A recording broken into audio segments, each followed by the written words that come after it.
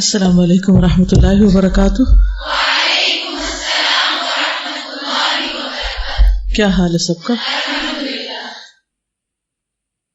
یہ کتاب ہم نے 4 نومبر 2011 کو شروع کی تھی اور ہم 2010 سپٹمبر میں اس بلڈنگ میں شفٹ ہوئے تھے، یعنی تقریباً 4 سال ہونے کو. اس کتاب کو شروع کیے ہوئے بھی تقریباً 3 سال ہونے کو ہیں، اور مختلف لوگ آتے ہیں جاتے ہیں، کہانیاں چلتی رہتی ہیں. تو میں یہی ریکمینڈ کروں گی کہ جو پچھلا حصہ ہے وہ بھی آپ پڑھ اور سن لیں، کیونکہ پڑھنے سے صرف اتنا پتہ چلے گا جو کتاب میں لکھا ہو، اور سننے سے وہ فائدہ بھی ہوگا جو کتاب کے علاوہ چیزیں ایڈ ہوتی ہیں، مختلف احادیث وغیرہ، مختلف طرح کی انفارمیشن. کچھ صحابیات کے بارے میں تاریخ میں بہت کچھ ملتا ہے، اور کچھ صحابیات کے بارے میں کچھ زیادہ انفارمیشن ہمیں نہیں ملتی. تو ہم دونوں طرح کے ہی پڑھتے ہیں، ان کو بھی جن کے بارے میں انفارمیشن ہے اور ان کو بھی جن کے بارے میں بہت کم انفارمیشن. کیونکہ جن کے بارے میں کم انفارمیشن بھی ہے ان کو پڑھ کر ہم باقی لوگوں کے حالات کو زیادہ بہتر طور پر سمجھ سکتے ہیں. یعنی پورا مدینہ کا ایک نقشہ بنتا چلا جاتا ہے، ایک پوری سوسائٹی سامنے آتی چلی جاتی. تو میں جو لوگ پہلی دفعہ شریک ہو رہے ہیں، جو نئے کورسز کے لوگ ہیں، ان سے پوچھنا چاہوں گی کہ صحابیات کی سیرت کو پڑھنا ضروری بھی کیوں؟ آپ کے خیال میں کیوں ضروری کہ ہم اس کو پڑھیں؟ السلام علیکم. بینگ گرلز ہم لوگ کے لیے بہت امپورٹنٹ ہے کہ ہم لوگ اپنی لائف اسٹائل کو بالکل ویسے ہی کر لیں جیسے کہ ان کا تھا، کیونکہ ہم لوگ موسٹلی اپنی مدرس کو یا اپنی آنٹیز کو امیٹیٹ کرتے ہیں، اور ٹیچرس کو بھی. لائک جیسے بچپن میں اسکول اسٹارٹ کریں تو ہم لوگ ٹیچرس کو گھر پہ کاپی کرتے ہیں کہ جی ہماری ٹیچر نے کہ ہماری مس نے ہمیں اس طرح سے کروایا تھا. تو اگر ہم انہیں کاپی کرنے کے بجائے ہم اچھی ایکچوئل چیز کاپی کریں گے تو ہماری لائف اسٹائل وہ زیادہ بیٹر ہے انشاءاللہ. گڈ.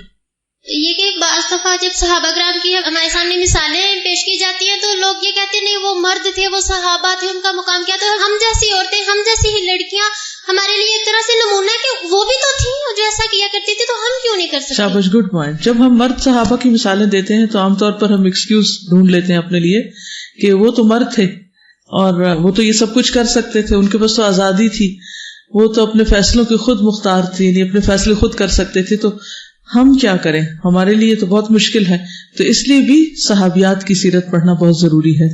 جی استاذہ، جو موٹیویشن ہمیں صحابیات کی سیرت پڑھ کے ملتی ہے، فار ایگزامپل جب پردے کے کس طرح انہوں نے ساری رات دیے کی روشنی میں وہ سیا، تو اس سے جو موٹیویشن ملتی ہے کہ کیسے امپلیمنٹ کرنا ہے. قرآن تو پڑھ لیتے ہیں لیکن احکام امپلیمنٹ کیسے کرنے ہیں وہ ان کی سیرت پڑھ کے پتہ چلتا ہے. جی، وہ السابقون تھے، وہ اسلام میں سبقت لے جانے والے تھے اور ہمارے لیے رول ماڈل تھے. سب سے پہلے قرآن انہوں نے سنا، سب سے پہلے ان کے سامنے احکامات آئے تو ان کا طرز عمل کیا تھا کہ انہوں نے فوراً اس کو عمل کے لیے لیا. تو ان کا عمل ہمارے لیے بھی ایک نمونہ بن جاتا ہے.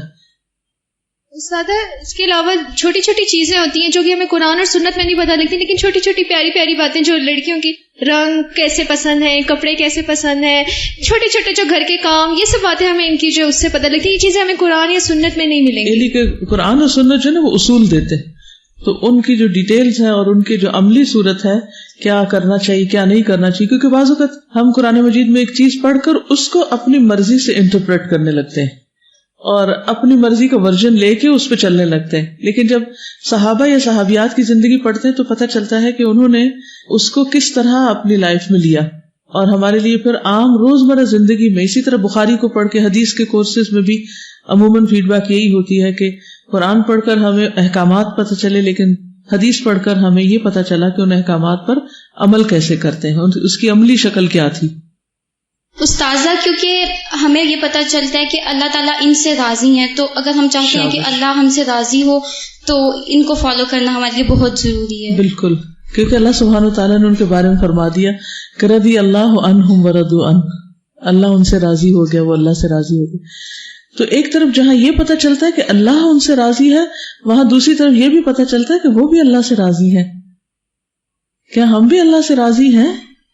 کیونکہ عموماً ہمیں بہت سے شکوے شکایات ہوتی ہیں، ہم اپنی زندگی پہ، اپنے حالات پہ، اللہ کے فیصلوں پہ، تقدیر پہ، مسلمان ہونے پہ، لڑکی ہونے پہ، بعض اوقات جو رول ہمیں کوئی ملا ہے اس پہ، یا ہماری قسمت میں جو چیزیں ہیں اور پھر راضی نہیں ہوتے. تو وہ کیسے لوگ تھے کہ جو اللہ سے راضی تھے اور اللہ سبحانہ وتعالیٰ ان سے راضی تھا. ہماری لائف میں بعض اوقات ایسی سچویشنز آتی ہیں جو لائک ایگزیکٹ ویسی ہی کوئی جو ہے نا سچویشن وہاں ہم نے پڑھی ہوتی ہے اگر، تو پھر وہ وہاں پہ فیصلہ کرنے میں بہت آسانی ہو جاتی ہے کہ اچھا ایسے میں نے پڑھا تھا، تو اس کا ایک ایفیکٹ رہتا ہے، تو زندگی میں ہمیں آسانی. ویسے بھی انسان عملی مثالوں سے زیادہ سیکھتا ہے. ایکشن کی جو زبان ہوتی ہے وہ کئی گنا بھاری ہوتی ہے بنسبت صرف بولی ہوئی کے. السلام علیکم. دو چیزیں کمپیریزن میں اس سے آتی ہیں کہ ہمیں بھی آج کل جو پرابلم آتا ہے کہ ہم لوگ قرآن پڑھ رہے ہیں تو ہم اس کو کس طرح لیں گے، بیکاز ایک طرح سے ہم نے چھوڑا ہوا تھا قرآن، تو ان لوگوں نے قرآن چھوڑا ہوا نہیں تھا، وہ لوگ حق پہ ہی تھے، لیکن انہوں نے اس چیز کو ڈیل کیسے کیا. اور صرف ایک صحابیات کے بارے میں پڑھ لینا کافی نہیں ہے کہ ہم لوگ حضرت عائشہ یا حضرت خدیجہ کے بارے میں پڑھ لیں، ساروں کا پڑھنا اس لیے ضروری ہے، ہر سچویشن ڈفرینٹ ہے. بالکل. تو ہم ساروں کا پڑھیں گے، ہر کوئی ان رول ماڈلز تک پہنچ نہیں پاتا. تو پھر یہ ہے کہ ان سے جو دوسرے نمبر پر آتے ہیں یا بعد میں آتے ہیں ان کا کیا طرز عمل تھا، اور پھر ان میں سے ہر ایک کی لائف فرق ہے. کسی کی شادی نہیں ہوئی، کسی کی ہوئی، کسی کی کئی دفعہ شادی ہوئی، کسی کی ڈیورس ہوئی، کسی کے ہسبینڈ شہید ہو گئے، کوئی بیوہ ہو گیا، کوئی کہیں. تو ان سچویشنز میں انہوں نے کس طرح گزارا کیا. کسی کے بچے نہیں تھے، کسی کے زیادہ تھے، کسی کا ایک تھا، کسی کا پتہ ہی نہیں چلتا تھے بھی کہ نہیں تھے. تو یہ ساری سچویشنز جو ہیں یہ انسان کے لیے سیکھنے کا باعث بنتی. بعض دفعہ آج کل ہم دیکھتے ہیں کہ ہم رائلٹی کی طرف بہت زیادہ دیکھتے ہیں، بہت امپریس ہوتے ہیں کہ فلاں رائلز ہیں، فلاں پرنسیسز ہیں. تو جو صحابیات ہیں وہ ہمارے لیے ایک طرح سے رائلٹی ہی ہے، کیونکہ قرآن پاک میں جگہ جگہ آتا ہے کہ رسول اللہ صلی اللہ علیہ وسلم کی بیٹیوں سے، ان کی بیویوں سے کہہ دیجیے، مگر ان کو اسپیشلی ایڈریس کیا جاتا ہے، ایک طرح سے ان کو بتایا جاتا ہے کہ ہمارے لیے وہ رائلٹی کی جگہ ہے. اور جو رائلٹی بعض کام کرتی ہے وہ فرض نہ بھی ہو تو ہم بہت انسپائر ہوتے ہیں اور ہم کرنا چاہتے ہیں، ہم خوشی خوشی کرنا چاہتے ہیں. صحیح، یعنی آسان ہو جاتا ہے عمل کرنا. ان سے نہ صرف ہم اپنے ذاتی معاملات سیکھتے ہیں بلکہ دین کے معاملے میں باتیں سیکھتے ہیں. جیسے خواتین سے کہیں کہ آپ دین کا کام کرو تو کہتے ہیں ہم جو گھر میں کام کریں بچوں کو سنبھالیے کافی ہے، لیکن ان سے یہ پتہ چلتا ہے کہ انہیں نہ صرف اپنے گھر کی ذمہ داریاں پوری کی بلکہ دین کے لیے بہت سارا کام کیا. شاباش. یہ بھی پتہ چلتا ہے کیونکہ عموماً ہم اپنے رولز اپنی مرضی سے ڈیفائن کر لیتے ہیں، تو وہاں پر نبی صلی اللہ علیہ وسلم کی موجودگی میں خواتین نے کیا کیا کام کیے اور ان کو کس چیز کی پرمیشن ملی اور کس کی نہیں ملی، تو اس سے ہمیں سیکھنے کو ملتا ہے. جیسے رسول اللہ صلی اللہ علیہ وسلم کے ساتھ محبت ہمارے ایمان کا حصہ ہے اور ایک تعلق ڈیولپ ہو جاتا ہے، تو صحابیات کو دیکھ کے یا ان کے طرز عمل کے بارے میں پڑھ کے پھر ہمیں پتہ چلتا ہے کہ وہ آپ کے ساتھ محبت کا کیا تعلق تھا، کیا کرتی تھی وہ ان کے لیے، کیا کیا قربانیاں انہوں نے کی. لائف کو پڑھ کے ایک تو یہ ہوتا ہے کہ ہم نے اپنے لیے کیا مانگنا ہے، یعنی دعائیں پتہ چلتی ہیں، اور ایک یہ کہ باپ کا بیہیویئر کیسا ہوتا ہے بیٹی کے ساتھ، اور ماں کا بیہیویئر کیسا ہے، اور شوہر اور بیوی کا ریلیشن آپس میں کیسا ہے. تو یہ ان کی لائف سے بہت پتہ چلتا ہے کہ ہمیں کیسے کیسے بہیو کرنا ہے. تو ایک اور چیز یہ بھی پتہ چلتی ہے کون کس کی خالہ تھی، کون کس کی پھوپھی تھی، کیونکہ بعض اوقات بڑے بڑے صحابہ کے نام ہمیں پتہ چلتے ہیں، ہمیں یہ نہیں پتہ ہوتا ان کی ماں کون تھی یا ان کی خالہ کون تھی یا ان کا گھرانہ کیسا تھا، یا وہ ایک بہت بڑا ہیرو جو پیدا ہوا وہ کس ماحول کی پیداوار تھا. تو جیسے آج ہم انشاءاللہ حضرت سعد بن ابی وقاص کی والدہ کے بارے میں دیکھیں گے، تو اس سے یہ بھی پتہ چلتا ہے کہ بعض اوقات صحابہ کے گھر میں فیوریبل کنڈیشنز نہیں تھی، لیکن اس کے باوجود وہ کتنا عالی شان مقام پا گئے. ہم ہر وقت حالات کا رونا روتے رہتے ہیں. تو اس اعتبار سے ایک تو یہ ہے کہ وہ دوسروں کے لیے نمونے تھے، اور دوسرا یہ کہ جن کے سامنے گھر میں نمونے نہیں تھے وہ اپنے اون پر کیسے آگے بڑھے، جنہیں گھر سے کوئی سپورٹ نہیں تھی. تو ایسے لوگ جو دین کی طرف آ جاتے ہیں لیکن گھر سے کوئی سپورٹ نہیں ہوتی، ماں ناراض ہو جاتی، باپ ناراض ہو جاتے، گھر والے ڈس اون کر دیتے ہیں، کک آؤٹ کر دیتے ہیں، پھر اس صورت میں کیا کرنا چاہیے؟ کیا دین چھوڑ دینا چاہیے؟ کیا یہ سوچنا چاہیے کوئی بھی تو تعاون نہیں کرتا اس لیے میرے لیے تو بہت سالڈ ریزن ہے کہ میں پھر جو مرضی کروں، پھر لوگوں کی مرضی پہ اپنی زندگی کی بنیاد رکھ دوں؟ تو چلیے دیکھتے ہیں انشاءاللہ، شروع کریں. نحمده ونصلي على رسوله الكريم اما بعد فاعوذ بالله من الشيطان الرجيم بسم الله الرحمن الرحيم رب اشرح لي صدري ويسر لي امري واحلل عقدة من لساني يفقهوا قولي. پیج 356 سیدہ حمنہ بنت سفیان رضی اللہ عنہا. ان کا نام حمنہ ہے، والد کا نام سفیان بن امیہ. ابو سفیان بن حرب ان کے چچا کے بیٹے تھے. سفیان بن امیہ مختلف ہیں کس سے؟ ابو سفیان سے. جو تاریخ کی مشہور شخصیت ابو سفیان ہے وہ ابو سفیان ہے، سفیان نہیں ہے. یعنی یہ غلط فہمی آپ دور کر لیجئے، ان کے والد ابو سفیان نہیں ہیں، یعنی یہ ہند کی بیٹی نہیں ہے, یہ حضرت معاویہ کی بہن نہیں ہے, بلکہ ابو سفیان ان کے چچا کے بیٹے تھے. کن کے چچا کے بیٹے تھے؟ حضرت حمنا کے. زمانے جاہلیت میں حمنا کی شادی احیب بن مالک کے ساتھ ہوئی. احیب ایک نیا نام آپ کو پتہ چل گیا, جو ابو وقاص کی کنیت سے مشہور اور معروف تھا. کس سے شادی ہوئی؟ ابو وقاص سے. اس کی اولاد میں سے ایک سعد بن ابی وقاص تھے, مشہور صحابی ہیں جن کو جنت کی بشارت دی گئی, جو ان خوش قسمت صحابہ کرام میں سے ہیں جنہیں جنت کی بشارت دی گئی, اور یہ ان لوگوں میں سے تھے جنہیں اسلام قبول کرنے میں سبقت لے جانے کا اعزاز حاصل تھا. سعد نے خواب میں دیکھا کہ وہ انتہائی اندھیرے میں تیر رہا ہے. اچانک اس کے سامنے چاند روشن ہوا.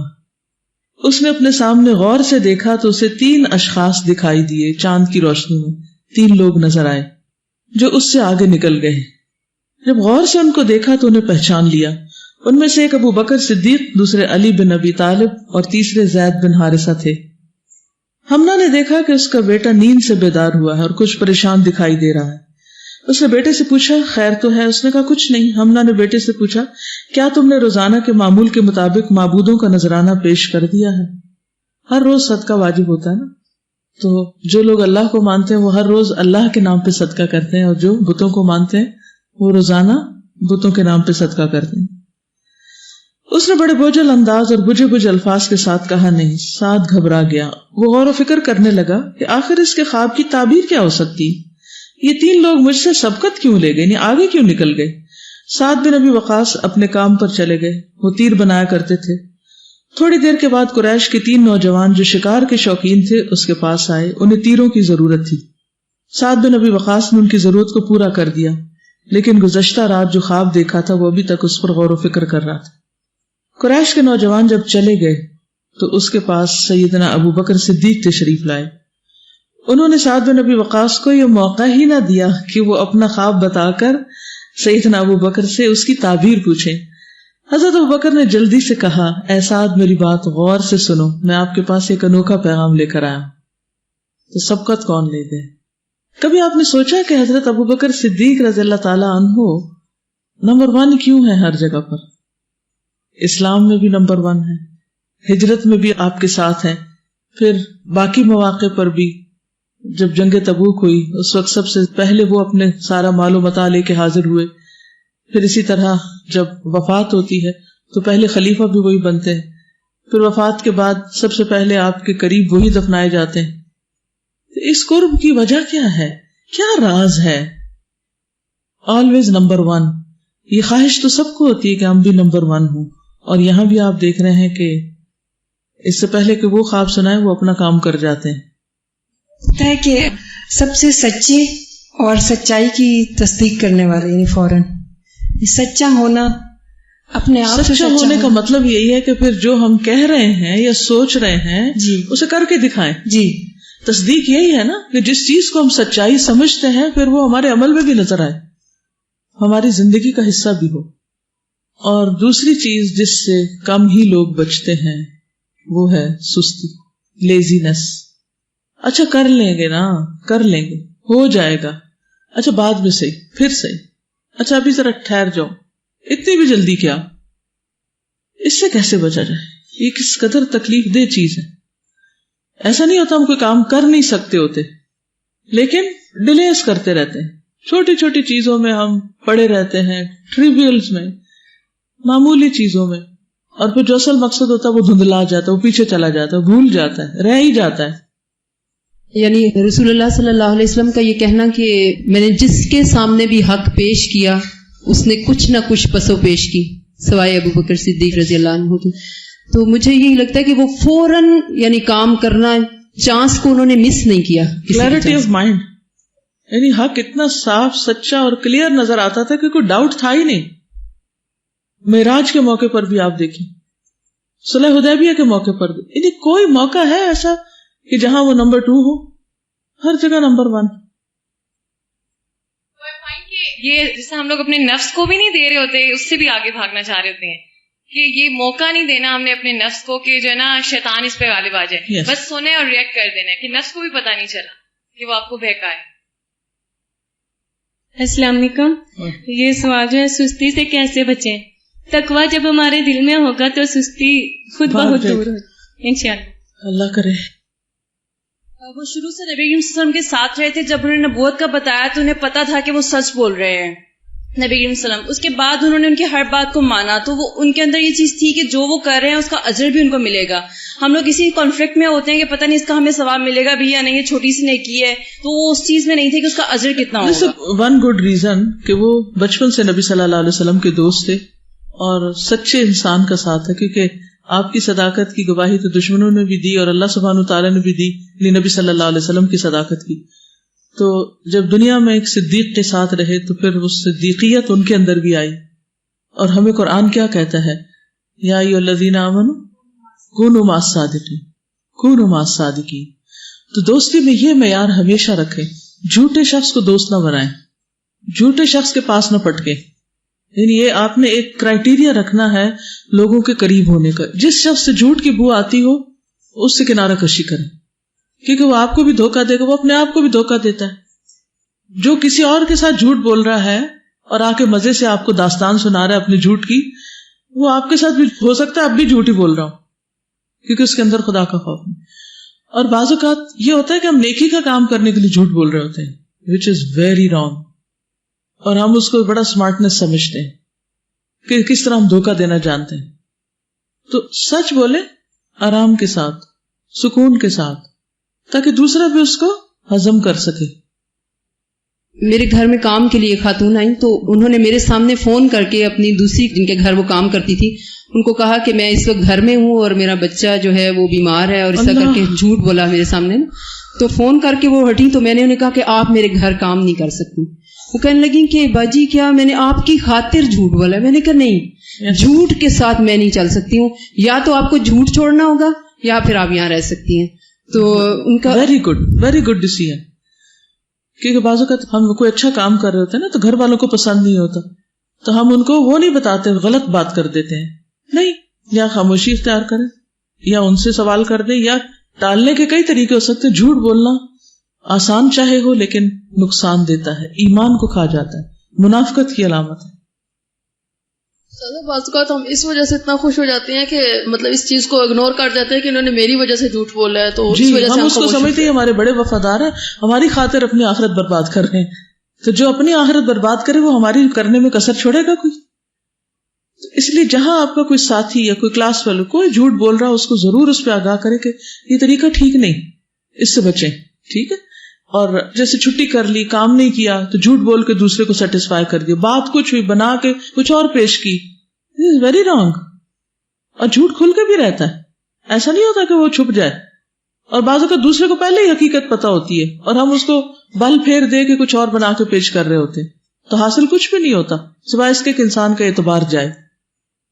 اور یہاں جو خاص کوالٹی حضرت ابوبکر کی نظر آ رہی ہے وہ یہ کہ جس کے پاس بھی جاتے ہیں اپنا مقصد سامنے رکھتے ہیں. یہ بھی سچے ہونے کی علامت ہے نا, بہت بل پھیر دینے کی ضرورت نہیں ہے, صاف بات کر دی. اب مثلاً آپ قرآن پڑھتے, کوئی آپ سے پوچھے کیا پڑھ رہے ہیں, تو آپ کیوں نہیں کہہ سکتے میں قرآن پڑھ رہی ہوں؟ ہو سکتا ہے وہ شخص متلاشی ہو کہیں کہ وہ بھی پڑھے کہیں, اور آپ کو بتانا اس کے لیے بھی راستہ کھول دے. تو چونکہ خود ہمیں یقین نہیں ہوتا کہ ہم کو اچھا کام کر رہے ہیں تو ہم دوسروں کو بھی نہیں بتاتے.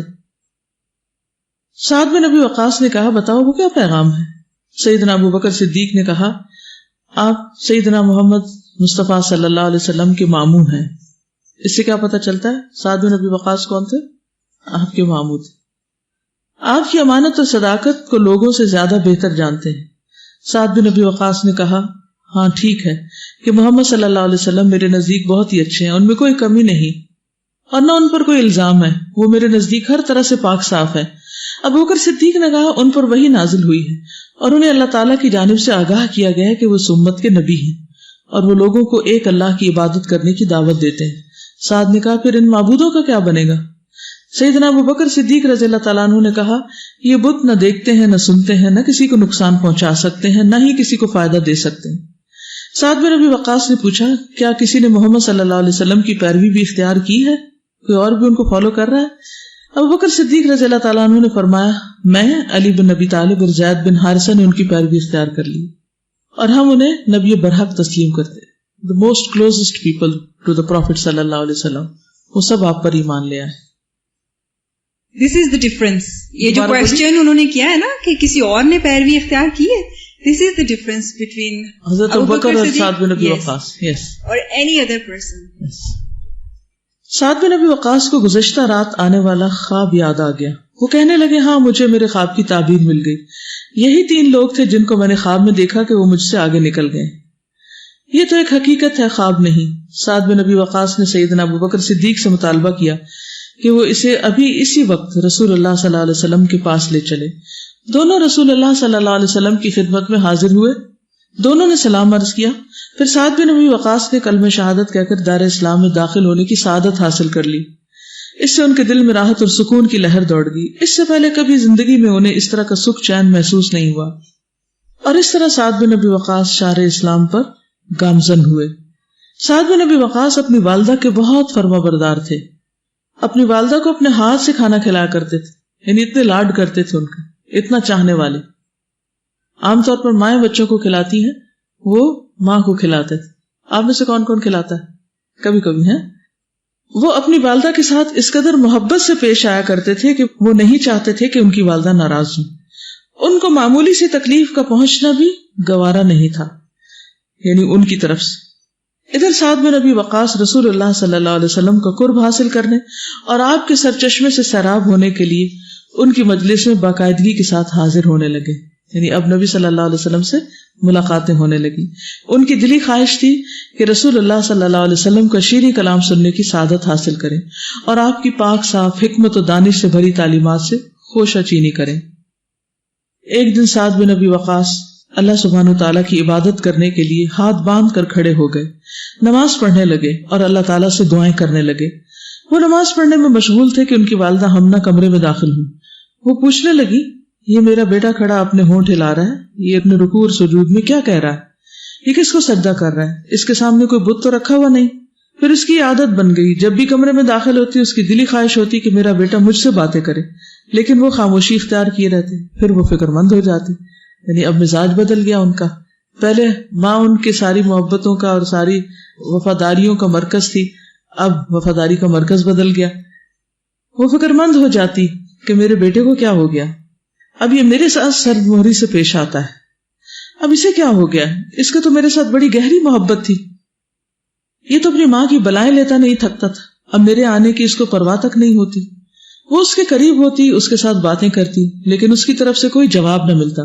وہ اپنے سوال کو دہراتے ہوئے کہتی, میرے بیٹے ساتھ تو بولتا کیوں نہیں, تو میری باتوں کا جواب کیوں نہیں دیتا, میرے بیٹے مجھے بتا تو صحیح, میرے ساتھ بات کرنے سے کیا چیز مانے. جب ہمنا بہت زیادہ غضبناک ہوتی تو ساتھ دائیں بائیں جھانکتے ہوئے یعنی سلام پھیرتے ہوئے اپنی نماز سے فارغ ہوتے تو کہتے, اماں جان ناراض نہ ہو, میں نماز پڑھ رہا تھا, میرے لیے نماز توڑنا مناسب نہ تھا. اور یہ سب کے لیے ایک عجیب ایکسپیرینس ہے نا, اور یہ بھی حیرت کی بات ہے کہ جب کوئی شخص مسلمان ہوتا ہے اسے پہلا کام یہ کرنا پڑتا ہے کہ نماز پڑھے اور نماز میں خاموشی اختیار کرے اور باتیں چھوڑ دے. دنیا کا کوئی اور کام ایسا ہے نہیں سوائے سونے کے, سونے میں بھی کبھی کبھی لوگ بول پڑتے ہیں, سوائے نماز کے کوئی کام ایسا نہیں کہ جس میں انسان بولنا چھوڑ دے. یعنی جب تک آپ کسی سے بولتے ہیں اس کے ساتھ آپ کی کمیونیکیشن ہوتی ہے, ایک تعلق کا اظہار ہوتا ہے, اور جب بول چال بند ہوتی ہے تو اجنبی ہو جاتے ہیں لوگ. تو یہاں پر آپ دیکھیے کہ کس طرح وہ جب بول نہیں رہے اور کہیں اور ہے کسی دنیا میں, تو یہ چھوٹا سا شوق نہیں ہوگا, یہ چھوٹی سی تبدیلی نہیں ہے. تو نماز جب ایمان کی پہچان ہے, مومن کی پہچان ہے, یہیں سے پتہ چل جاتا ہے کہ اس کا اب قبلہ کدھر ہو گیا, اس کی محبت کا مرکز کہاں ہو گیا, وہ کس رخ پھر گیا, اب اس کی دلچسپی کیا ہے. اور وہ اس رب کی خاطر بولنا چھوڑ سکتا ہے, کھانا چھوڑ سکتا ہے, سونا چھوڑ سکتا ہے, اور ایک ایک ایکشن اس کی اطاعت میں کرے گا. باقی زندگی میں تو ہم اللہ کی اطاعت کرتے ہیں یا نہیں کرتے, لیکن نماز میں کیا کرتے ہیں, ہر کام اللہ کی مرضی کے مطابق کر رہے ہوتے ہیں. اللہ تعالیٰ کہتے ہیں کھڑے ہو جاؤ تو کھڑے ہو جاتے ہیں, جھک جاؤ تو جھک جاتے ہیں, نیچے ہو جاؤ نیچے ہو جاتے ہیں, سلام پھیرو سلام پھیر دے, سب کچھ اللہ کی مرضی کے مطابق ہو رہا ہوتا ہے.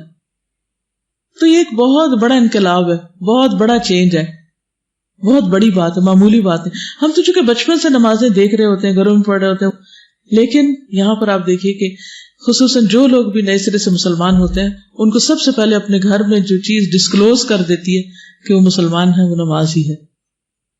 کراچی میں جب میں تھی تو وہاں پر ایک آغا خانی مسلمان ہوئی اور انہوں نے نماز شروع کی اور وہ اپنے واش روم میں نماز پڑھتی تھی جا کے دروازہ لاک کر کے, کیونکہ ان کو گھر کے اندر نماز پڑھنے کی اجازت نہیں تھی اور کوئی بھی ایکسپٹ نہیں کر رہا تھا, کہیں بھی پڑھنا ممکن نہیں تھا.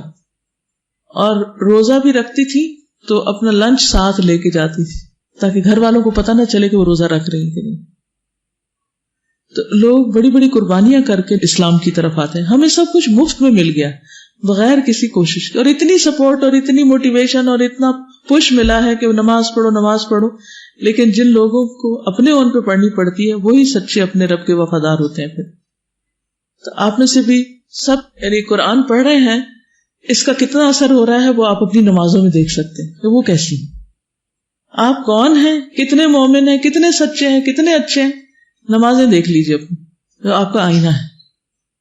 جب میری بیٹیوں نے کورس کیا تو اس سے پہلے بھی میں کہتی تھی کہ صبح کے وقت فجر کے بعد لیٹنا نہیں, سونا نہیں, اور کچھ پیرامیٹر سے کہ جس سے میں چیک کرتی تھی کہ ان کے اندر کوئی تبدیلی آ رہی ہے کہ نہیں آ رہی.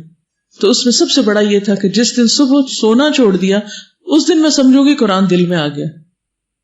اور میں چپ کر کے دیکھتی تھی, اچھا آج شاید آج شاید آج شاید آج, اور الحمدللہ وہ دن آ گیا.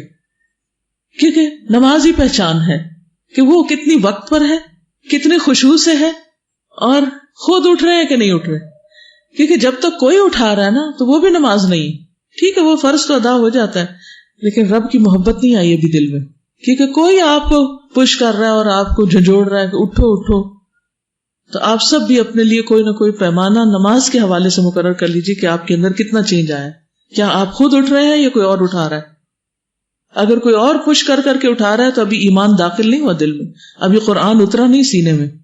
جس کے سینے میں قرآن کی روشنی آ جاتی ہے پھر اندر سے تبدیلی آتی, باہر سے نہیں کسی کو کچھ کہنا پڑتا. ٹھیک ہے نا؟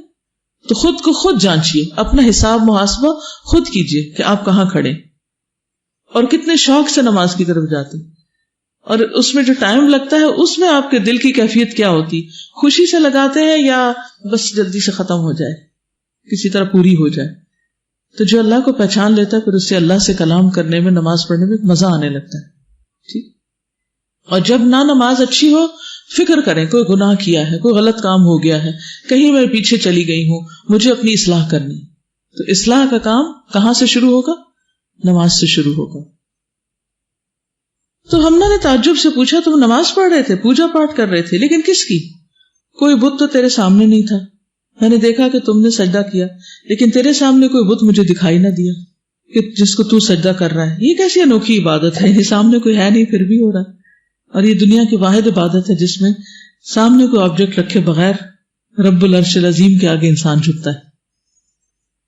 سعد بن ابی وقاص نے بتایا, اما جان میں رب العالمین کی عبادت کر رہا تھا. اس نے پوچھا رب العالمین کون ہے؟ سعد بن ابی وقاص نے بتایا کہ رب العالمین وہ ہے جس نے آسمانوں اور زمین کو پیدا کیا, جس نے ہمیں پیدا کیا, جس نے کائنات کی ہر چیز کو پیدا کیا ہے, جس نے کائنات کی ہر چیز کو پیدا کیا ہے.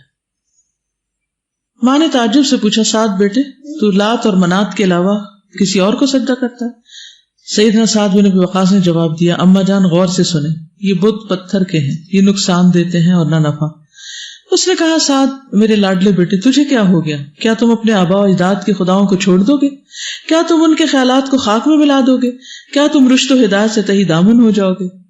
امی جان آپ کی بات سچی نہیں, تیرا بیٹا سعد تو اس دن اپنی رشد و ہدایت سے تہی دامن ہو گیا تھا جس دن وہ پتھر کے سامنے کھڑا ہو کر اس سے التجائیں کرنا شروع ہوا تھا, اس سے مناجات کیا کرتا تھا, حالانکہ وہ بت اسے کوئی نقصان نہیں پہنچا سکتا اور نہ ہی نفع.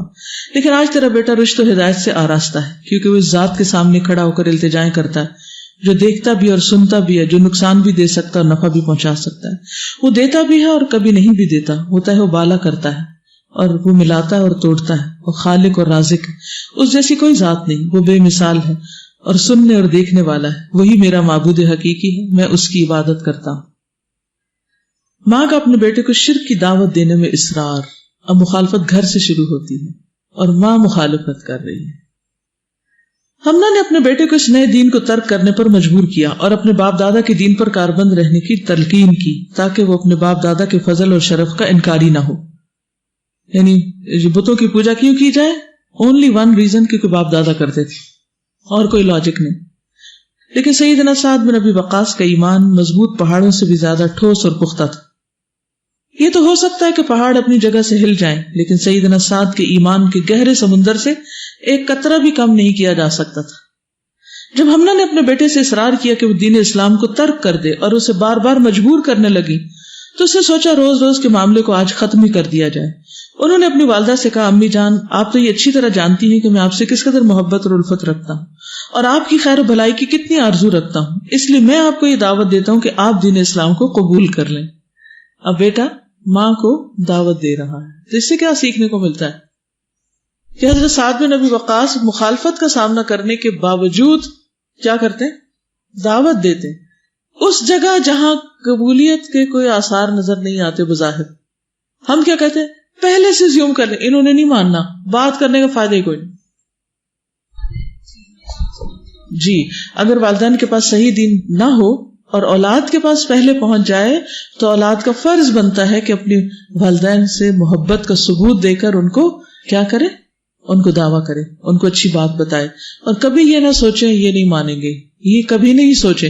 جو یہ سوچ کے کرے گا پھر اس کی کوئی نہیں مانے گا، کیونکہ اب بیریئر آپ کے اپنے دماغ میں ہے. السلام علیکم استاذہ، ان سے یہ بھی سمجھ آ رہے ہیں کہ سعد بن ابی وقاص نے ایک دفعہ بھی غصے میں آ کے جھنجھلا کے اپنی امی کو ڈانٹا نہیں، بلکہ اتنا پیار سے انہیں بار بار کہے تھے کہ امی جان، اور پھر آرام سے بتا رہے ہیں اور انکار بھی نہیں اتنا زیادہ کر رہے اور بہت اچھے طریقے سے. جھوٹ نہیں بول رہے کہ نہیں وہ میں ایسے ہی کھڑا تھا، وہ میں کچھ سوچ رہا تھا، کوئی پردہ نہیں ڈالتے. وہ کہتے ہیں میں تو رب العالمین کی عبادت کر رہا تھا، جو کر رہے تھے وہی بتایا.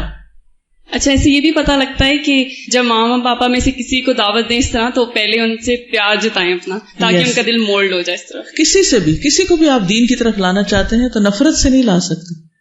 محبت فاتح عالم، پہلے اس کا ٹرسٹ بلڈ کریں. ہاں پہلے اپنے اسلام کو شو کیا، یہ نہیں کہ انہوں نے جب اسلام قبول کیا تو دھڑ سے آگے اور کہنے لگے میں مسلمان ہوں آپ بھی ہو جائیں. پہلے خود کچھ کیا اور پھر اس کے بعد. اس میں یہ بات کہ جیسے ایمان جب لائے اور فکر القلوب میں ہم اللہ کی معرفت پڑھ رہے ہیں تو وہ کس طرح کہ وہ دیکھنے والا وہ سننے والا. ہم بچپن سے مسلمان یعنی شروع دن سے، لیکن ہم اللہ کی تعریف کا بیان اس طرح نہیں کرتے. ہم کسی کو بات بتاتے بھی ہم کہتے ہیں غفور الرحیم ہے وہ، اور پھر وہ معرفت آتی ہے تو پھر طریقے بھی اللہ سکھا دیتا ہے کہ کس طرح بات کرنی ہے، کس طرح دین کا پیغام پہنچانا ہے. اور وہ بیسک تعلیمات کے میں اس آگ سے بچانا چاہتا ہوں آپ کو. چاہے کوئی بائی برتھ بھی مسلمان ہو، اس کو بھی اگر آپ نے ایک ایکٹیو دین کی طرف لانا ہے تو پھر آپ اللہ کی معرفت سے بات شروع کریں گے، اللہ کی پہچان سے کہ جس کی عبادت کرنی پہلے اس کو تو جانے اس کا حق کیا ہے، کیونکہ وہ تو سب کا اللہ ہے نا. اس میں یہ بھی پتہ چلتا ہے کہ سعد بن وقاص نے صرف اللہ تعالیٰ کی پہچان نہیں کروائی بلکہ یہ بھی بتایا کہ بتوں کا جب ہم ان کے پیچھے جائیں گے تو وہاں نقصان کیا ہوگا. مثبت اور منفی دونوں چیزیں. گڈ. میں آپ کو آگ سے بچانا چاہتا ہوں جو ان لوگوں کے لیے تیار کی گئی ہے جو اس دین اسلام کا انکار کرتے ہیں. یہ بھی بتا دیا کہ نتائج کتنے خطرناک ہوں گے اگر اسلام قبول نہیں کیا اور اپنے کفر پر ڈٹے رہتے ہیں. ہمنا نے اپنے بیٹے کی باتیں سن کر کہا، اے سعد میری بات کان کھول کر سن لو، اگر تم اپنی ضد پر اڑے رہے تو میں کچھ کھاؤں گی نہ کچھ پیوں گی. میں کچھ نہیں کھاؤں گی کچھ نہیں پیوں گی. دھمکی، بلیک میلنگ. میں اسی طرح بھوک اور پیاس کی حالت میں اپنی جان دے دوں گی. لوگ تجھے تانے دیا کریں گے یہ اپنی ماں کی موت کا سبب بنا ہے. سیدنا سعد بن ابی وقاص نے کہا، امی جان آپ ایسا نہ کریں، اگر آپ نے کھانا پینا چھوڑ دیا تو آپ خود ہی اپنے آپ کو نقصان پہنچائیں گی. یہ طریقہ اپنانے سے آپ وہ کچھ حاصل نہ کر سکیں گی جو آپ چاہتی ہیں، کیونکہ میں اپنے دین کو کسی صورت میں بھی نہیں چھوڑوں گا. امی جان میری بات کو ذرا غور سے سنیے. اگر آپ کے جسم میں 100 جان ہو اور وہ ساری کی ساری یکے بعد دیگرے جسم سے الگ ہو جائیں تو میں پھر بھی اس دین اسلام کو نہیں چھوڑوں گا. میں ایمان لانے کے بعد اب کفر کی طرف نہیں لوٹوں گا.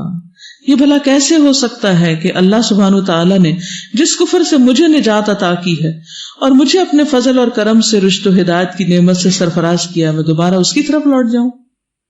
ابو بکر بن ابی شیبہ نے مصعب بن سعد کے حوالے سے بیان کیا، وہ فرماتے ہیں کہ اس کے باپ کے بارے میں قرآنی آیات نازل ہوئی تھی. وہ کہتے کہ سعد بن ابی وقاص کی والدہ نے حلف اٹھا لیا تھا کہ وہ اپنے بیٹے کے ساتھ اس وقت تک بات نہیں کرے گی جب تک وہ اپنے دین کا انکار نہ کر دے.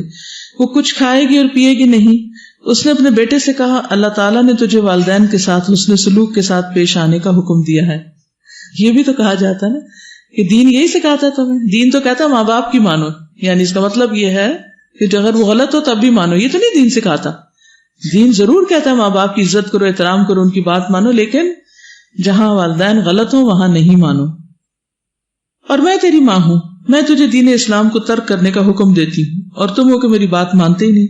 اس نے 3 دن تک نہ کچھ کھایا نہ پیا، جس کی وجہ سے وہ بے ہوش ہو گئی. اس کے ایک بیٹے عمارہ نے اسے پانی پلایا. وہ اپنے بیٹے کو بد دعا دے رہی تھی تو اللہ تعالیٰ نے قرآن مجید میں آیات نازل کر دی. پہلا حکم نازل ہوا وَوَصَّيْنَا الْإِنسَانَ بِوَالِدَيْهِ حُسْنًا، ہم نے انسان کو والدین کے ساتھ نیک سلوک کی وصیت کی. دوسرا حکم یہ نازل ہوا وَإِن جَاهَدَاكَ عَلَىٰ أَن تُشْرِكَ بِي مَا لَيْسَ لَكَ بِهِ عِلْمٌ فَلَا تُطِعْهُمَا، اگر وہ دونوں تجھ پر زور ڈالے کہ تو میرے ساتھ شرک کرے تو تم ان کی بات نہیں ماننا. اور تیسرا حکم یہ نازل ہوا وَصَاحِبْهُمَا فِي الدُّنْيَا مَعْرُوفًا، اور دنیا میں معروف طریقے سے ان دونوں سے اچھا سلوک کرو. کتنا واضح. ہم صرف ایک لے لیتے ہیں پہلا وَوَصَّيْنَا الْإِنسَانَ بِوَالِدَيْهِ حُسْنًا، دوسرا اور تیسرا بھول جاتے ہیں. تو ان ہول سم لیجیے. صورت حال یہ تھی کہ جب ہمنا پر غشی طاری ہو جاتی تو گھر والے لکڑی کی مدد سے اس کا منہ کھولتے اور اسے کچھ کھلاتے.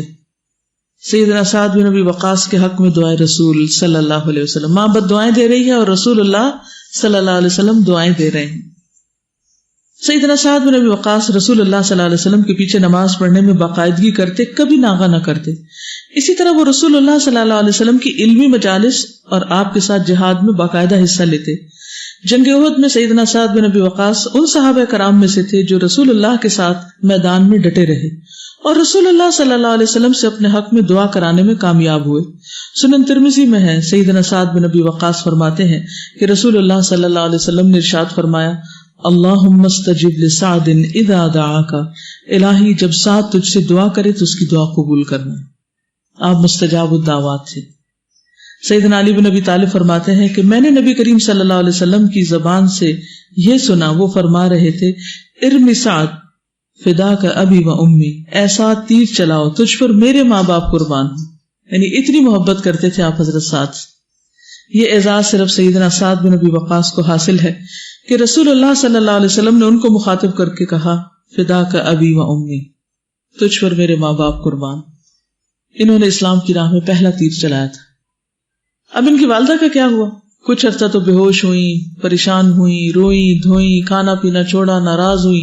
اس کے بعد سمجھ گئی. فتح مکہ کے دن سیدنا سعد بن ابی وقاص رسول اللہ صلی اللہ علیہ وسلم کی خدمت میں حاضر ہوئے. وہاں خواتین کی ایک جماعت بھی رسول اللہ صلی اللہ علیہ وسلم کی بیعت کی غرض سے آئی ہوئی تھی. ان میں سیدنا سعد بن ابی وقاص کی والدہ حمنہ بھی تھی. جب سیدنا سعد بن ابی وقاص نے اپنی والدہ حمنہ بنت سفیان کو دیکھا تو ان کی آنکھیں ٹھنڈی ہو گئی. ان کی خوشی کی کوئی انتہا نہ رہی. ان کا دل باغ باغ ہو گیا. اس کی والدہ بیعت کرنے والی خواتین کے ساتھ ہیں اور اس نے اسلام قبول کر کے جنت میں جانے کا استحقاق پیدا کیا، جہنم سے گلو خلاصی کرائی. سیدہ حمنہ بنت سفیان نے اسلام قبول کرنے کے بعد وفات پائی. اللہ تعالیٰ ان پر اپنی رحمت کی برکھا برسائے. تو یہ ایک اور طرح کا رول ماڈل ہے کہ جس میں وہ اپنے بچے کے لیے کچھ بھی سپورٹ نہیں، لیکن بیٹا جو ہے وہ پھر بھی ایمان پر قائم رہتا ہے. تو اس میں بھی ہمارے لیے سبق ہے نا. کیا سبق؟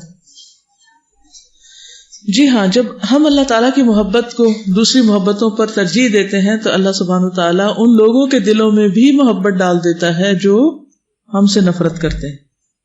لیکن اگر اللہ کو بھول کر اللہ کی نافرمانی میں بندوں سے محبت کریں گے تو کیا ہوگا؟ اللہ تعالیٰ ان کے دل بھی پھیر دے گا، وہ بھی دور ہو جائیں گے. چند باتیں اور ان کے حوالے سے آپ سے کروں گی. سعد بن ابی وقاص نے بہت سی احادیث بھی روایت کی ہیں. کتب ستہ میں ان کی روایات ہیں، 6 کتابوں میں، جن کو صحاح ستہ عام طور پہ کہا جاتا ہے. رسول اللہ صلی اللہ علیہ وسلم سے پہلے ہجرت کر کے گئے تھے، یعنی مدینہ کی طرف. وہ پہلے انسان ہیں جنہوں نے اللہ کے راستے میں تیر چلایا. بدر کے موقع پر بھی موجود تھے.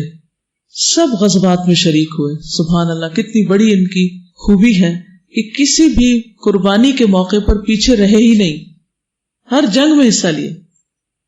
اہل شورا کے 6 افراد میں سے تھے, مستجاب الدعا تھے اور اس میں مشہور تھے. قریش کے ان گھڑ سواروں میں سے تھے جو رسول اللہ صلی اللہ علیہ وسلم کا پہرا دیتے تھے مغازی میں. یعنی نبی صلی اللہ علیہ وسلم جہاں ہوتے تھے تو آپ کی حفاظت کے لیے کچھ گھڑ سوار آگے پیچھے ہوتے تھے کہ آپ کو کچھ نہ ہو. اللہ تعالیٰ نے ان کے ہاتھ پر قادسیہ کو فتح کرایا, اور یہ حضرت عمر رضی اللہ تعالیٰ عنہ کی طرف سے کوفہ کے گورنر تھے. کہاں سے اٹھے, کہاں تک پہنچے, کیا کیا کیا زندگی میں, اور کس کے بیٹے تھے جس کی طرف سے زندگی میں کوئی تعاون نہیں ملا. وہاں تھا نا وَيُخْرِجُ الْحَيَّ مِنَ الْمَيِّتِ. کبھی ایسا بھی ہوتا ہے کہ اللہ سبحانہ وتعالیٰ ایک مردہ سے ایک زندہ کو پیدا کر دیتا ہے. تو آج کے بعد آپ میں سے کوئی رونا نہیں روئے گا کہ مجھے گھر سے تعاون نہیں. وہ ان کا تعاون مل جائے گا اگر آپ میں استقامت ہوئی. سعد بن ابی وقاص کہتے ہیں کہ میں نے اپنے آپ کو نبی صلی اللہ علیہ وسلم کے ساتھ ان 7 آدمیوں میں سے 7واں پایا جنہوں نے سب سے پہلے اسلام قبول کیا. ان دنوں ہمارے پاس کھانا کانٹے دار درخت کی پتیاں ہوتی تھیں, کیکر وغیرہ کے پتے کھاتے تھے. انہوں نے ایسی ایسی قربانیاں کی, یہاں تک کہ ہم لوگ بھی بکری کی مینگنیوں کی طرح مینگنیاں کرنے لگے. کچھ اور اندر نہیں جاتا تھا, پتوں پہ گزارا کر رہے تھے. اور اب یہ زمانہ ہے کہ بنی اسد کے قبیلے کے لوگ مجھے اسلام سکھاتے ہیں, مجھے نصیحتیں کرتے ہیں. یعنی السابقون میں سے تھے. حضرت عائشہ بنت سعد اپنے والد سے روایت کرتی ہیں کہ نبی صلی اللہ علیہ وسلم کے سامنے کھانا پڑا تھا. آپ نے فرمایا, اے اللہ, کسی ایسے آدمی کو اس کھانے کی طرف لیا جس سے تو محبت کرتا ہے اور وہ تجھ سے محبت کرتا. اتنے میں سعد بن ابی وقاص آ گئے اور وہ آپ کے ساتھ کھانے میں شریک ہو گئے. نبی صلی اللہ علیہ وسلم نے اپنی زندگی میں ان کو جنت کی بشارت دے دی تھی. وسعد بن ابی وقاص فی الجنہ, مسند احمد کی روایت ہے کہ سعد بن ابی وقاص جنت میں ہیں. ان کے بارے میں قرآن میں 4 آیات نازل ہوئی تھی. وہ خود کہتے ہیں کہ میرے بارے میں کتاب اللہ میں 4 آیات ہیں. میری والدہ نے قسم کھائی تھی کہ جب تک میں محمد صلی اللہ علیہ وسلم کا ساتھ نہ چھوڑوں گا نہ وہ کچھ کھائیں گی نہ پیئیں گی. اس وقت اللہ عز و جل نے یہ آیت نازل فرمائی, وَإِن جَاهَدَاكَ عَلَىٰ أَن تُشْرِكَ بِي مَا لَيْسَ لَكَ بِهِ عِلْمٌ فَلَا تُطِعْهُمَا وَصَاحِبْهُمَا فِي الدُّنْيَا مَعْرُوفًا. اور اگر وہ دونوں تجھ پر زور دیں کہ تو میرے ساتھ اس چیز کو شریک کرے جس کا تجھے کوئی علم نہیں, تو ان کا کہنا مت مان اور دنیا میں اچھے طریقے سے ان کے ساتھ رہے. یعنی اگر والدین آپ کی بات نہیں مانتے, نماز نہیں پڑھتے, دین کی طرف نہیں آتے, تو آپ کو پھر بھی بدتمیزی کا کوئی حق نہیں, پھر بھی ان کے ساتھ حسن سلوک کرنا ہے. یہ قرآن کا حکم ہے. دوسری بار مال غنیمت میں میں نے ایک تلوار پائی. وہ تلوار مجھے بڑی پسند آئی. میں نے رسول اللہ صلی اللہ علیہ وسلم سے عرض کیا, یہ مجھے بخش دیں. کرنا کیا تھا انہوں نے, دینی کا کام کرنا تھا, کسی مسلمان کو تو نہیں مارنا تھا یا اسے کوئی گائے تو نہیں حلال کرنی تھی. انہوں نے اس کو پھر دینی کے راستے میں سے, کیونکہ دھنی تھے تلوار کے. تو رسول اللہ صلی اللہ علیہ وسلم پر یہ آیت نازل ہوئی, یسألونک عن الانفال. لوگ آپ سے مال غنیمت کے بارے میں پوچھتے ہیں کہ کیا اس میں سے ہم کچھ رکھ سکتے ہیں. قل الانفال للہ وللرسول. تیسری بار میں بیمار ہوا تو رسول اللہ صلی اللہ علیہ وسلم میری عیادت کو آئے, حال پوچھنے آئے. میں نے کہا, اللہ کے رسول صلی اللہ علیہ وسلم, میں چاہتا ہوں کہ اپنا مال سارا تقسیم کر دوں, کیونکہ ان کی صرف ایک بیٹی تھی. پوچھا, کیا میں نصف کی وصیت کر دوں؟ آپ نے فرمایا نہیں. میں نے کہا, کیا 1/3 کی؟ تو آپ خاموش ہو گئے. اور اس کے بعد یعنی میری وجہ سے لوگوں کے لیے 1/3 مال کو اللہ کے راستے میں دینا جائز ہو گیا. چوتھی آیت اس طرح نازل ہوئی کہ میں نے انصار کے چند لوگوں کے ساتھ شراب پی. ایک شخص نے اونٹ کے نچلے جبڑے کی ہڈی سے میری ناک پہ مار دیا, تو میں نبی صلی اللہ علیہ وسلم کی خدمت میں حاضر ہوا اور اللہ تعالیٰ نے شراب کی حرمت والی آیت نازل فرما دی. تو اس وقت کبھی حرام نہیں ہوئی تھی شراب, جب کی بات ہے. کتنے خوش قسمت لوگ ہیں نا کہ جن کی وجہ سے احکامات نازل ہوئے, اور اب اس کے بعد جتنے لوگ بھی ان آیات پر عمل کریں گے وہ ان کے لیے صدقہ جاریہ ہیں. سعد بن ابی وقاص کہتے ہیں کہ میں نے احد کے دن رسول اللہ صلی اللہ علیہ وسلم کے دائیں اور بائیں 2 آدمیوں کو دیکھا جنہوں نے سفید لباس پہنا ہوا تھا. میں نے ان کو نہ اس سے پہلے کبھی دیکھا تھا نہ بعد میں. وہ جبریل اور میکائیل تھے جو نبی صلی اللہ علیہ وسلم کی مدد کے لیے آئے تھے, کیونکہ فرشتے نازل ہوئے تھے نا جنگ احد میں بھی. ازواج نے ان کا جنازہ پڑھا تھا. حضرت عائشہ فرماتی ہیں کہ جب سعد بن ابی وقاص کا انتقال ہو گیا تو نبی صلی اللہ علیہ وسلم کی بیویوں نے پیغام بھجوایا کہ ان کا جنازہ مسجد میں سے لے کر گزرو تاکہ وہ بھی جنازہ ادا کر لیں. خود تو نہیں جا سکتے نا, عورتیں نہیں جاتی جنازہ پڑھنے, لیکن اگر عورت پہلے سے مسجد میں موجود ہے اور جنازہ آ گیا تو نماز میں شریک ہو سکتی ہے. لوگوں نے ایسا ہی کیا اور ان کے حجروں کے آگے جنازہ روک دیا جاتا تاکہ وہ اس پر نماز جنازہ ادا کر لیں. پھر ان کو باب الجنائز سے نکالا گیا جو مقاعد کی طرف کھلتا تھا. پھر ان ازواج مطہرات کو یہ خبر پہنچی کہ لوگوں نے اس کو برا جانا ہے کہ انہوں نے کیوں پڑھا, عورتوں نے کیوں جنازہ پڑھا, اور لوگوں نے کہا کہ جنازوں کو مسجد میں نہیں داخل کیا جاتا. یہ بات حضرت عائشہ کو پہنچی تو انہوں نے کہا لوگوں نے اس کام کو معیوب سمجھنے میں کتنی جلدی کی ہے جس کا انہیں علم نہیں. ہم پر جنازہ کے مسجد میں گزارنے کی وجہ سے عیب لگا رہے ہیں, حالانکہ رسول اللہ صلی اللہ علیہ وسلم نے سہل بن بیضاء کا جنازہ مسجد کے اندر ہی پڑھا تھا. یعنی اوپن اسپیس میں پڑھ سکتے ہیں اور مسجد کے اندر بھی پڑھ سکتے ہیں. اب جیسے حرم وغیرہ میں مسجد نبی, مسجد الحرام میں جنازے ہوتے ہیں, اور اگر آپ وہاں موجود ہو تو ساتھ جنازے میں شریک ہونا چاہیے کیونکہ اس کا بہت بڑا اجر ہے.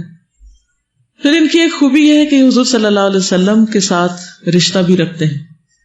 جابر بن عبداللہ کہتے ہیں کہ ساتھ تشریف لائے تو نبی صلی اللہ علیہ وسلم نے فرمایا یہ میرے ماموں ہیں, بس کوئی شخص مجھے ان جیسا اپنا ماموں دکھائے. پھر اسی طرح انہیں نبی صلی اللہ علیہ وسلم کی بہت فکر ہوتی تھی. ایک دن آپ کی آنکھ کھل گئی, فرمایا کاش کہ میرے صحابہ میں سے کوئی ایسا نیک آدمی ہو جو رات بھر میری حفاظت کرے. حضرت عائشہ فرماتی ہے ہم نے اسلحے کی آواز سنی تو رسول اللہ صلی اللہ علیہ وسلم فرمایا یہ کون ہے؟ عرض کیا سعد بن ابی وقاص. اے اللہ کے رسول میں آپ کی خدمت میں پہرا دینے کے لیے حاضر ہوا ہوں. یہ ادھر سوچ رہے ہیں, ادھر بول رہے ہیں, اور ادھر سے وہ حاضر بھی ہو جاتے ہیں. اللہ تعالیٰ کس کے دل میں ڈالتا ہے اور کس کو توفیق دیتا ہے, یہ بھی تو بڑی بات ہے نا کہ کسی کو نیکی کا موقع. ہمارے دل میں بھی اللہ ڈالتے ہیں کہ یہ نیکی کا کام کر لو. ہم کیا کرتے ہیں؟ کیا ہمیں آئیڈیاز نہیں آتے؟ بڑے بڑے آتے ہیں آئیڈیاز, لیکن کرنے کے وقت ہم پیچھے رہ جاتے کیونکہ ان کو مٹیریلائز نہیں کرتے. حضرت عائشہ فرماتی پھر رسول اللہ صلی اللہ علیہ وسلم آرام سے سو گئے یہاں تک کہ میں نے آپ کے خراٹوں کی آواز سنی. یعنی اتنی گہری نیند سو گئے. نبی صلی اللہ علیہ وسلم نے ان کی تربیت بھی کی. حذیل کہتے ہیں ایک شخص آیا, عثمان بن نبی شیبہ نے کہا کہ وہ سعد بن نبی وقاص تھے. آ کر رسول اللہ صلی اللہ علیہ وسلم کے دروازے پہ کھڑے ہو کر اجازت طلب کرنے لگے. عثمان بن نبی شیبہ نے وضاحت کرتے ہوئے کہا کہ دروازے کے عین سامنے کھڑے ہو گئے تو آپ نے فرمایا اس طرف ہٹ کے کھڑے ہوں یا اس طرف. اجازت لینے کا حکم نظر ہی کی وجہ سے, نہیں سامنے مت کھڑے ہو کے اندر دیکھ سکو. پھر نبی صلی اللہ علیہ وسلم نے ان کی بیماری میں ان کی عادت کی, تعلیم دی, ان کے لیے دعا کی کیونکہ ان کو یہ تھا کہ شاید میں اس کے بعد زندہ نہ رہ سکوں. ان کی مرض کافی شدید تھی. تو آپ صلی اللہ علیہ وسلم نے جب انہیں بتایا کہ 1/3 مال تم وصیت کر سکتے ہو تو آپ نے یہ بھی فرمایا اگر تو اپنے وارثوں کو اپنے پیچھے مالدار چھوڑ جائے تو اس سے بہتر ہوگا کہ تم ان کو محتاجی میں چھوڑو, وہ لوگوں کے سامنے ہاتھ پھیلائیں. یعنی اچھا نہیں. یاد رکھو جو خرچ بھی تم اللہ کی رضا کی نیت سے کرو گے اس پر تمہیں ثواب ملے گا, کوئی بھی چیز چھوٹی ہو یا بڑی. حتیٰ کہ اس لقمے پر بھی جو تم اپنی بیوی کے منہ میں رکھو گے اس پہ بھی ثواب ملے گا. پھر میں نے پوچھا یا رسول اللہ میں اپنے ساتھیوں کے حجۃ الوداع کر کے مکہ سے جانے کے بعد پیچھے رہ رہا ہوں, یعنی بیمار ہوں, جا نہیں پا رہا. اس پر آپ نے فرمایا بے شک تم پیچھے نہیں چھوڑے گئے, یہاں رہ کر بھی اگر تم کوئی نیک عمل کرو گے تو اس میں تمہارے درجے زیادہ ہوں گے اور بلند ہوں گے, اور شاید ابھی تم زندہ بھی رہو گے حتیٰ کہ بہت سے لوگوں کو تم سے فائدہ پہنچے گا اور کچھ کو نقصان بھی پہنچے گا, جیسے مرتدین وغیرہ. پھر آپ نے دعا فرمائی اے اللہ میرے ساتھیوں کو ہجرت پر استقلال عطا فرما اور ان کو ایڑیوں کے بل نہ پلٹانا. اتنے قریبی ساتھی اور اتنے قربانیاں کرنے والے اور اتنے ڈٹرمنٹ, پھر بھی نبی صلی اللہ علیہ وسلم ان کے لیے دعا کیا کرتے تھے. تو اس سے کیا پتہ چلتا ہے آپ کی ان کے لیے خیر خواہی بھی, اور پھر وہی جو دعا آج آپ نے پڑھی کہ صرف قلوبنا علی طاعتک, کہ انسان کسی بھی مقام پر پہنچ جائے, کچھ بھی ہو, کتنی بھی بڑی نیکی کر رہا ہو, کہیں بھی پھسل سکتا ہے, کہیں بھی سلپ ہو سکتا ہے.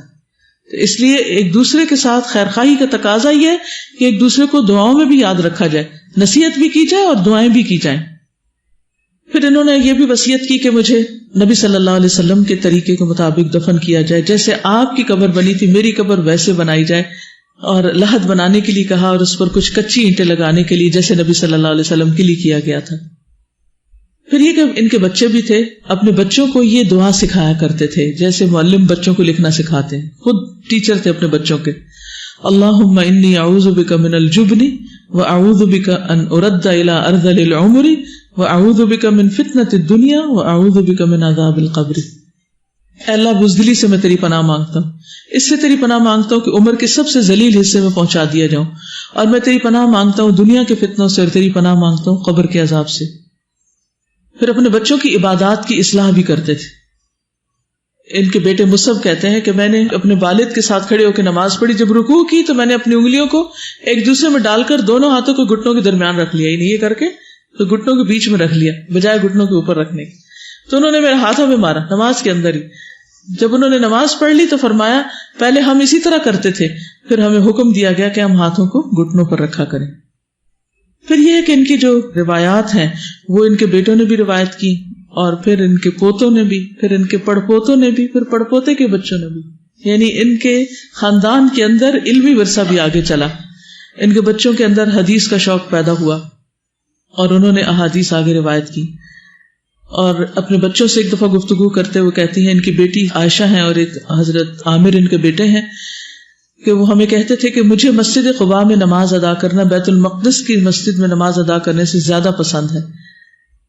ان کو اپنے بچوں کی عادتوں کا بھی خوب پتہ تھا، اور ایک مرتبہ یہ کہیں گئے ہوئے تھے، واپس آئے تو ان کے بیٹے نے کہا، عامر ان کا نام تھا، کہ آپ نے لوگوں کو چھوڑ دیا ہے، لوگ آپس میں حکومت کی خاطر جھگڑ رہے ہیں۔ تو حضرت سعد نے ان کے سینے پہ ہاتھ مارا اپنے بیٹے کو اور کہا خاموش ہو جاؤ، میں نے رسول اللہ صلی اللہ علیہ وسلم کو فرماتے ہوئے سنا، اللہ اپنے اس بندے سے محبت کرتا ہے جو متقی ہو، غنی ہو، چھپا ہوا ہو، یعنی مجھے حکومت کی کوئی عہدوں کی کوئی لالچ اور خواہش نہیں۔ حالانکہ بعد میں انہیں گورنر بنایا بھی گیا تھا، لیکن ان کی اپنی طلب نہیں تھی۔ تو جو شخص طلب نہ رکھے اور اس کو کوئی ذمہ داری دے دی جائے تو اللہ تعالیٰ اس کی مدد کرتا ہے۔ پھر ان کی حدیث کی روایت میں پختگی بھی بہت تھی۔ پھر بعض اوقات دوسروں کو حدیث بتا کر اس میں سے جو مسئلہ اخذ ہوتا ہے وہ بھی سمجھاتے ہیں، حدیثیں یاد بھی رکھتے ہیں اور پھر عمل بھی کرتے ہیں، اور دوسروں سے حدیث کی روشنی میں مسائل بھی پوچھتے ہیں۔ اور پھر انہوں نے خولہ بنت حکیم سلمیہ سے بھی حدیث روایت کی ہے، اور وہ حدیث ہے مشہور جس میں آتا ہے کہ جو شخص کسی شہر یا جگہ پہ پہنچ کے 3 دفعہ اعوذ بکلمات اللہ التامات من شر ما خلق پڑھے گا تو اس کو کوئی بھی چیز نقصان نہیں دے گی جب تک وہ اس جگہ سے چلا نہ جائے۔ پھر ان کی بہت سی روایات ہیں، کچھ نماز سے متعلق، کچھ قرآن کی تلاوت سے متعلق۔ یہ حدیث جو مشہور ہے لیس منا من لم یتغنى بالقرآن، وہ شخص ہم میں سے نہیں جو قرآن کو عمدہ آواز کے ساتھ نہ پڑھے۔ پھر تیر اندازی سے متعلق ان کی حدیث ہے کہ تمہیں تیر اندازی کرنی چاہیے کیونکہ یہ بہترین مشغولیت ہے، یہ نبی صلی اللہ علیہ وسلم سے روایت کرتے ہیں۔ پھر فتنوں سے متعلق ان کی روایات ہیں، پھر ان کے پوتے روایت کرتے ہیں، پھر ان کے بعد خاندان کے اور افراد بھی روایت کرتے ہیں، اور ان کے شاگرد امام مالک بن انس بھی ہیں۔ یہ جو ان کی پوتی ہیں عائشہ بنت سعد بن ابی وقاص، امام مالک نے ان کے علاوہ کسی عورت سے روایت نہیں لی، تو ان کو یہ بھی سعادت حاصل ہے۔ پھر حمنہ بنت ابی سفیان ہے، ان کی پوتی ام کلثوم کے ایک بیٹے ہیں سعد بن ابراہیم بن عبد الرحمن بن عوف، کتب ستہ کے راوی ہیں، مدینہ کے قاضی ہیں، یعنی آئندہ نسلوں میں بھی اللہ سبحانہ وتعالیٰ نے خیر جاری کر دی۔ تو اس سے کیا پتہ چلتا ہے، یعنی ہمیں صرف وہ نیک کام نہیں کرنا جس کا فائدہ ہمیں آج ہو، بلکہ وہ بھی کرنا ہے جس کا فائدہ ہمارے مرنے کے بعد بھی ہماری نسلوں میں جاری رہے۔ السلام علیکم۔ وعلیکم السلام۔ I see a lot of similarities in this companion and his mother to that of Ibrahim alayhi salam and his father, the believing child and the unbelieving parent. حضرت ابو بکر کبھی کہتے ہیں نا کہ فرسٹ نمبر پہ آتے ہیں تو وہ فرسٹ اپرچونٹی اویل کر لی کہ پہلی دفعہ جب اللہ تعالیٰ ہدایت دیتے ہیں تو اس کو مان لو اور اس پہ جمے رہو، استقامت رکھو، تو پھر اللہ تعالیٰ اور اپرچونٹیز دیتے ہیں۔ بالکل ہم تو چھوڑ دیتے ہیں۔ یعنی یہ اصول یاد رکھیے کہ صرف راحتوں میں، صرف موافقتوں میں، صرف آرام میں ہی کام نہیں ہوتا، مخالفت انسان سے زیادہ کام کروا لیتی اور بہتر کام کرواتی۔ یعنی اگر حالات سارے ہماری مرضی کے ہوں تو بعض اوقات کام سلو ہو جاتا ہے، لیکن جب اپوزیشن ملتی ہے تو انسان پختہ ہوتا ہے۔ یہ تو چلتی ہے تجھے اونچا اڑانے کے لیے، آپ کی سستی دور کرنے کے لیے آتی ہیں مخالفتیں۔ ٹھیک ہے، چلیے انشاءاللہ کچھ اور چیزیں جو آپ کے مائنڈ میں آ رہی ہیں تو اپنے نوٹس میں لکھ کے رکھ لیجیے اپنے لیے، تھنگس ٹو ڈو۔ عمل سے ہی سارا فائدہ ہے۔ اللہ تعالیٰ ہمیں اس مجلس سے فائدہ عطا کرے اور ہمارے عمل میں تبدیلی آئے۔